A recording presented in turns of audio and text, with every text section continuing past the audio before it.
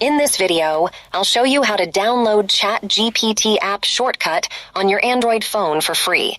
That means you can now quickly access ChatGPT as an app, like this, on your phone home screen, and straight away get answers to your questions or content created at will. This method is easy to do, and only takes 1 minute.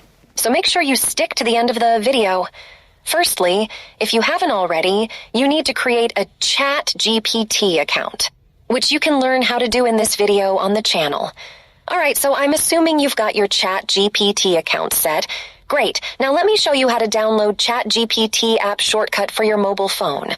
For this method, you'll need to be logged in to ChatGPT, so go ahead and open a browser. For this tutorial, we'll be using the Chrome browser. To log in, type in chat.openai.com. Head over to the website. Now you need to log in using your account you've already created, and if you haven't already done that, as I said before, watch that video to learn how. I'll leave a link to the video in the description. As you can see, we're now logged into ChatGPT.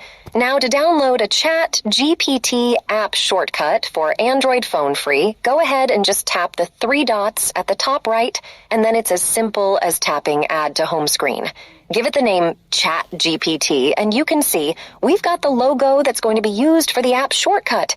Now, tap Add. So go back home, and then head over to your home apps, and there you will see ChatGPT is in there as a shortcut app, ready for you to use at any time. So to test the app, what we will do is to close Chrome for now and tap the shortcut to see if it takes us straight to ChatGPT. But first, before we test it out, if you've enjoyed this video so far, do well to leave us a like and subscribe. Now, let's see if the shortcut takes us straight to ChatGPT. So we'll tap the icon, and as you can see, it actually takes us directly to ChatGPT. It's already logged in for this session, so occasionally you might need to log in from the ChatGPT shortcut icon.